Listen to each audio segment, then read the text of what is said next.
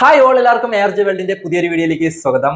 ധനുഷിന്റെ 50ാമത്തെ പടമായ ധനുഷ് തന്നെ സംവിധാനം ചെയ്യുന്ന രായൻ എന്ന് പറയുന്ന പടം കണ്ടിട്ട് വന്നു. ആ ഒരു പടത്തെ കുറിച്ചിട്ടുള്ള എന്റെ അഭിപ്രായമാണ് ഈ ഒരു വീഡിയോയുടെ ഞാൻ പങ്കുവയ്ക്കാൻ പോകുന്നത്. ധനുഷിന്റെ 50ാമത്തെ പടം, ധനുഷ് സംവിധാനം ചെയ്യുന്ന പടം. ഈ ഒരു സിനിമയിലെ ഏറ്റവും വലിയ പോസിറ്റീവ് എന്ന് പറയുന്നത് ഈ ഒരു സിനിമയുടെ മേക്കിംഗ് തന്നെയാണ്. AR റഹ്മാനാണ് ഈ ഒരു സിനിമയ്ക്ക് മ്യൂസിക് കൈകാര്യം ചെയ്തിരിക്കുന്നത്. ഈ ഒരു സിനിമയിൽ അഭിനയിച്ചിരിക്കുന്നവര് നമ്മുടെ ധനുഷ്, പിന്നെ നമ്മുടെ കാളിദാസ് ജയറാം ഉണ്ട്, അത് കണക്ക് അപർണ ബാലമുരളി ഉണ്ട്, SJ സൂര്യയാണ് വില്ലൻ, പ്രകാശ് രാജ് ഉണ്ട്. അങ്ങനെ ഒരുപാട് ഒരു താരനിരയുള്ള ഒരു സിനിമയാണ് രായൻ എന്ന് പറയുന്നത്.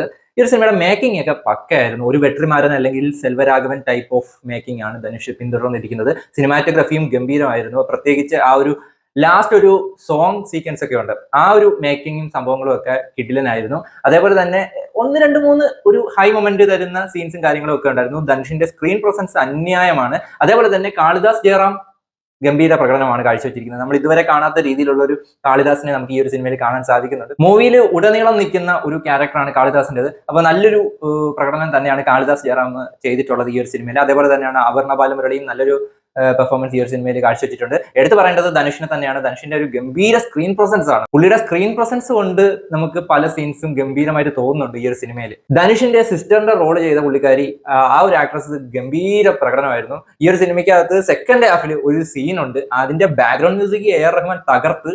അതേപോലെ ആ ഒരു സീൻ ഒരു കിടിലൻ സീൻ ആയിരുന്നു. പുള്ളിക്കാരി അത് ഇടുക്കനാക്കി ചെയ്തിട്ടുണ്ട്. പക്ഷെ ഈ ഒരു സിനിമയെ ഏറ്റവും പുറകോട്ട് വലിക്കുന്നത് ഈ ഒരു സിനിമയുടെ കഥയാണ്. നമ്മൾ പണ്ട് മുതലേ കണ്ടുവരുന്ന Tamil type of gangster movies ഇല്ലേ, രണ്ട് ഗാങ്സ്, പ്രതികാരം, ഒരാളെ കൂട്ടത്തിൽ കൂട്ടാൻ നോക്കുന്നു, അത് ഇല്ലാതാവുമ്പോഴത്തേക്കുള്ള പ്രതികാരം, അങ്ങനെയൊക്കെ ഉള്ള പഴയ ടൈപ്പ് ഓഫ് ഒരു ഗാങ്സ്റ്റർ മൂവിയുടെ സ്റ്റോറി തന്നെയാണ് ഇതിലേക്ക് വരുന്നത്. അതിനകത്ത് ഒരു ഇമോഷൻ വരാൻ വേണ്ടി സഹോദര ബന്ധം, ആ ഒരു രീതിയിലേക്കും ഈ ഒരു സിനിമ പോകുന്നുണ്ട്. എന്നിരുന്നാൽ പോലും എനിക്ക് ഈ ഒരു സിനിമയുടെ സ്റ്റോറി ഒരു ഡിസപ്പോയിന്റ്മെന്റ് ആയിട്ട് തോന്നി. കാരണം പ്രത്യേകിച്ചൊന്നുമില്ല, ഒരു പുതുമ എന്ന് പറയാനായിട്ട് ഈ ഒരു സിനിമയിലെ സ്റ്റോറിയിൽ എനിക്ക് ഒന്നും തന്നെ തോന്നിയിട്ടില്ല. ഒരു പഴയ രീതിയിലുള്ള സ്റ്റോറി തന്നെയാണ്, ഒരു ക്ലീഷേ സ്റ്റോറിയാണ് ഈ ഒരു സിനിമയ്ക്കുള്ളതെന്നാണ് എനിക്ക് തോന്നിയത്.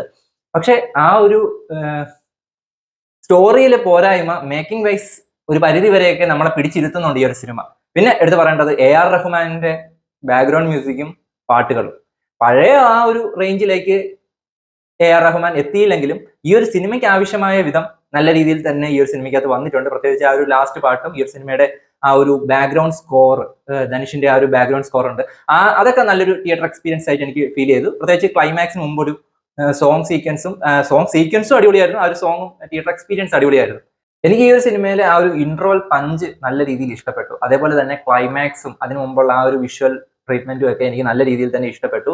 SJ സൂര്യ എന്ന ആക്ടർ തീർച്ചയായിട്ടും വില്ലൻ ക്യാരക്ടറൊക്കെ ചെയ്യുമ്പോഴത്തേക്കും പുള്ളി അഴിഞ്ഞാടാറുണ്ട്. പക്ഷെ അത്തരം ഒരു അഴിഞ്ഞാട്ടം ഇതിനകത്ത് കാണുന്നില്ലെങ്കിലും പുള്ളിയും നല്ല രീതിയിൽ ഡീസന്റ് ആയിട്ട് തന്നെ ചെയ്തു വെച്ചിട്ടുണ്ട്. പടം ഒരു A സർട്ടിഫൈഡ് മൂവിയാണ്. കാരണം ഇതിനകത്തുള്ള ഒരു കണ്ടന്റ് എന്ന് പറയുന്നത് ഗാങ്സ്റ്റർ ടൈപ്പ് ഓഫ് പടമാണ്. അത് കുറച്ച് വയലൻസ് എന്ന് പറയാനാണെങ്കിൽ അടി ഇടി വെട്ടൊക്കെ ആണെങ്കിലും അതങ്ങനെ ഒരു ബ്ലഡ് ബാത്ത് എന്ന് പറയാനായിട്ടൊന്നും ഇല്ല. അതങ്ങനെ പച്ചയ്ക്ക് കാണിക്കുന്നതോ ഒന്നും ഇല്ലെങ്കിലും അതിനകത്ത് വയലൻസ് ഉണ്ട്. അതുകൊണ്ടാണ് ഈ ഒരു സിനിമയ്ക്ക് A സർട്ടിഫൈഡ് ആയിട്ട് കൊടുത്തിട്ടുള്ളത്. അങ്ങനെ കണ്ടിരിക്കാനായിട്ട് ഒരു ഇറിറ്റേറ്റിംഗ് ആയിട്ട് ഉള്ള രീതിയിലൊന്നും ഒരു വയലൻസും എനിക്ക് ഫീൽ ചെയ്തിട്ടില്ല. അത്രയ്ക്ക് അങ്ങോട്ട് പച്ചയ്ക്കൊന്നും കാണിക്കുന്നില്ല. നമ്മുടെ പല സൂപ്പർ സ്റ്റാർ പടങ്ങളിലും അതൊക്കെ കുറച്ച് വയലൻസ് ഒക്കെ പച്ചയ്ക്ക് കാണിക്കുന്നുണ്ട്, എന്നിട്ട് അതിനൊന്നും A സർട്ടിഫിക്കറ്റ് കിട്ടാതെ പോയത് നമ്മൾ കണ്ടതാണ്. ഇതിനകത്ത് അത്രയ്ക്കൊന്നും വെട്ടും കുത്തൊക്കെ ഉണ്ടെങ്കിലും അതൊന്നും നമ്മളെ കാണിക്കുന്നൊന്നുമില്ല. ജസ്റ്റ് ആ ഒരു രീതിയിൽ അങ്ങ് കാണിച്ചു പോകുന്നതേ ഉള്ളൂ. ഏറ്റവും പോസിറ്റീവായിട്ട് തോന്നിയത് ധനുഷിന്റെ പെർഫോമൻസ് തന്നെയാണ്. അതേപോലെ ആ ഒരു മേക്കിംഗ് ഗംഭീരമായിരുന്നു. പക്ഷേ ഓവറാൾ ഞാൻ സാറ്റിസ്ഫൈഡ് അല്ല, പ്രത്യേകിച്ച് സിനിമയുടെ സ്റ്റോറിയുടെ കാര്യത്തിൽ. കുഴപ്പമില്ല എന്നുള്ളതാണ് എൻ്റെ അഭിപ്രായം. അപ്പം നിങ്ങൾ ഈ ഒരു പടം കണ്ടിട്ടുണ്ടെങ്കിൽ നിങ്ങളുടെ അഭിപ്രായം ഒന്ന് കമന്റിൽ പറഞ്ഞേക്കുക. പുതിയൊരു വീഡിയോ കാണുന്നതായിരിക്കും. Bye bye.